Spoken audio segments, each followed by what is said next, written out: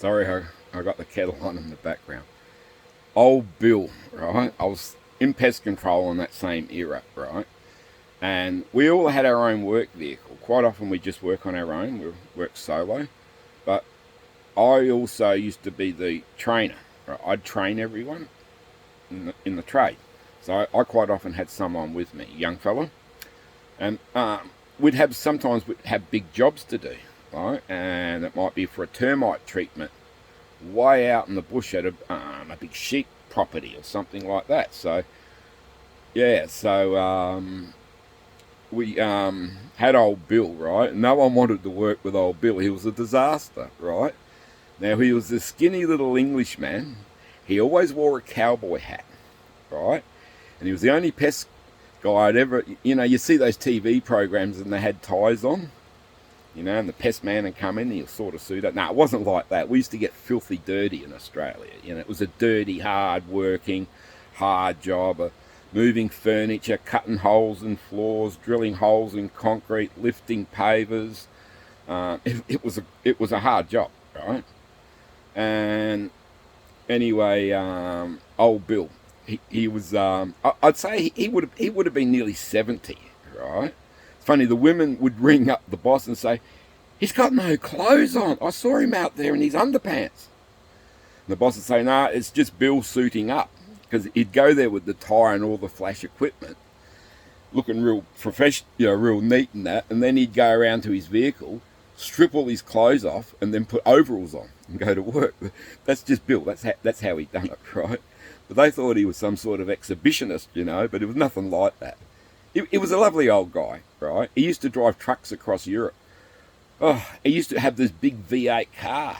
And when we had the Christmas party, he was there doing wheelies and wheelies. Oh, crazy guy for an old guy.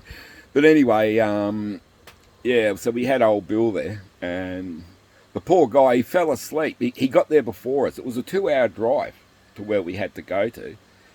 And he said to me the day before, "I'm going to such and such town. I'll be tired, so I'll go to sleep in the car and wait for you guys." And I said, "Yeah, that's all right, Bill." And he'd gone to sleep, and with his legs hanging out the window, right? And one of the boys said, "Oh, we'll just go up and tickle his foot." So he went up and tickled his foot, and old Bill come straight up like that and hit his head on the rear vision mirror. I remember that, and split his skull open. He was out of action. I remember that. I had to take him up the hospital. He was out of action. And then one other time, he had this job to do out in the bush for an old guy. And it was pre-arranged. I remember him telling me it was all pre-arranged to go out there on such and such date and do this work. So old Bill's gone all the way out there to this place, and there was no telephone out there. It was right out. I think it's a couple of 100 miles out. And he's gone there and he can't find the guy. So he's looking around and he could smell something. So this house actually had an old outside toilet, right? And he's gone out there and the guy's dead, right? He's actually dead on the toilet.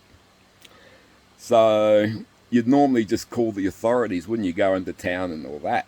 But no, Bill, he done the work. He treated this place for termites while the guy's dead, right? And then he's come back. And the boss said, "How'd you go with that job?" He said, "I've done it, but you'll have to get the money from his estate." And he said, "Why is that?" And he said, "Well, he's dead on the toilet." And the boss said, "What, still dead?" And he said, "Yeah. I thought I'd tell you and you could ring someone up." Right, that's a true story. He did a whole day's work while this guy's dead on the outside toilet. True story. Another time, he had to come and work with me. And we were at this really posh house, right? Like real rich people. And they had all these fancy tiles, like not terrazzo, but they were like little segmented tiles along the veranda.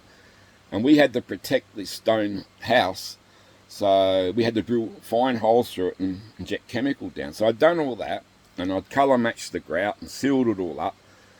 And then all it needed in the end, when it was dry, was just a rinse over with water. So I said to Bill, "You go and get that hose and just clean all that off for me." And he's gone and that, and he's come where I was working. He said, "There's no water coming out the hose. There's something wrong with the hose. The hose is broken." I said, "Well, you're an adult, fix it up." He said, "Come and have a look." Well, what he'd done, somehow he'd connected the wrong hose up. And this hose that was up was going in the window all over their bookcase. It just soaked their whole bookcase. That's another true story.